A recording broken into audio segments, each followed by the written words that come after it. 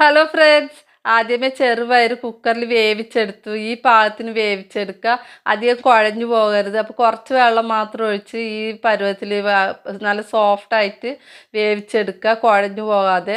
ഇപ്പോൾ വേവിച്ചെടുത്ത് വെള്ളമൊക്കെ ഊറ്റിക്കളഞ്ഞു. വെള്ളം ഇല്ലാതെ നമ്മൾ എടുക്കണം.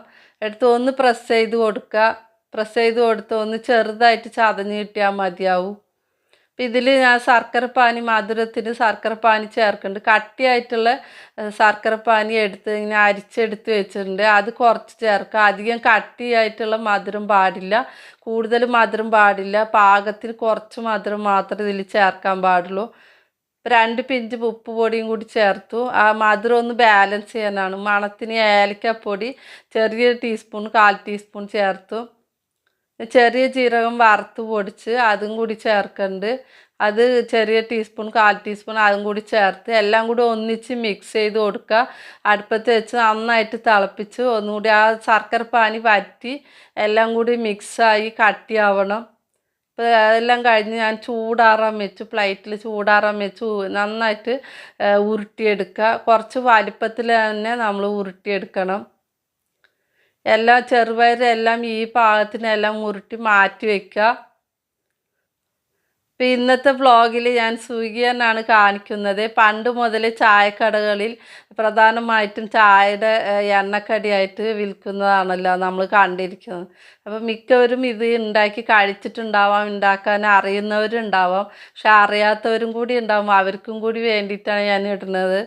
ഈ സുഗിയൻ എണ്ണ ഒട്ടും കുടിക്കാതെ തന്നെ എങ്ങനെ ഉണ്ടാക്കാമെന്നാണ് ഞാൻ കാണിക്കുന്നത്. അപ്പം എല്ലാം ഉരുട്ടി പാകത്തിന് എടുത്ത് വെച്ചു. അപ്പോൾ ഇതിനുള്ള ബാറ്റർ റെഡിയാക്കാം.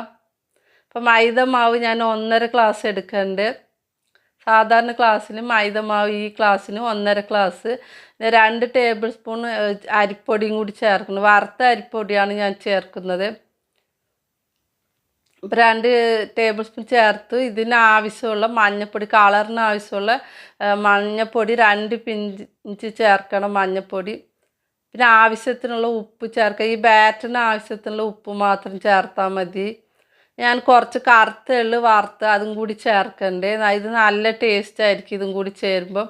ഇപ്പോൾ കറുത്ത എള്ള് വറുത്തതും കൂടി ചേർത്ത് നന്നായിട്ട് ആദ്യം വെള്ളം ഒഴിക്കാതെ പൊടി മിക്സ് ചെയ്ത് കൊടുക്കുക. നമ്മൾ ചേർത്ത ഉപ്പും മഞ്ഞൾപ്പൊടിയൊക്കെ എല്ലായിടത്തും പിടിക്കാൻ വേണ്ടി നമ്മൾ ആദ്യം പൊടിയെല്ലാം മിക്സ് ചെയ്ത് കൊടുത്തിന് കുറച്ച് കുറച്ചായിട്ട് വെള്ളം ഒഴിച്ച് നമ്മൾ ഇഡ്ഡലി മാവിൻ്റെ പാകത്തിന് കുഴച്ച് വെക്കണം. ഇപ്പം എല്ലാം ബാറ്റർ റെഡിയാക്കി കുഴച്ച് വെച്ചു. ചീനച്ചട്ടി അടുപ്പത്ത് വെച്ച് എണ്ണ കുറച്ച് മാത്രമേ ഞാൻ ഒഴിക്കുന്നുള്ളൂ. ഞാൻ കുറച്ച് മാത്രം ഉണ്ടാക്കണതുകൊണ്ട് കുറച്ച് ഒഴിക്കുന്നുള്ളൂ. ഞാൻ ഓരോന്നായിട്ടാണ് ഉണ്ടാക്കുന്നത്. അപ്പോൾ ഇതിൻ്റെ കൂടെ വേറെ ഇടുമ്പോൾ അതിൻ്റെ കൂടെ ചേർന്ന് ഒട്ടിപ്പിടിക്കും. പിന്നെ നമ്മൾ ഈ ബാറ്ററിൽ നമ്മൾ ഈ ഉരുട്ടി വെച്ച ചെറുപയർ ബാറ്ററിൽ മുക്കി എണ്ണയിൽ ചേർക്കുക. അങ്ങനെ ചേർക്കുമ്പോൾ ഇങ്ങനെ ഗ്യാപ്പ് ഇല്ലാതിരിക്കണം. എല്ലായിടത്തും ബാറ്ററി പൊതിഞ്ഞ് കവർ ചെയ്തിരിക്കണം. അങ്ങനെ എന്തെങ്കിലും ഗ്യാപ്പ് ഉണ്ടെങ്കിൽ അതിലൂടെ എണ്ണ ഉള്ളിലേക്ക് പോകാൻ ചാൻസ് ഉണ്ട്. അങ്ങനെയാണ് എണ്ണ കുടിക്കുന്നത്.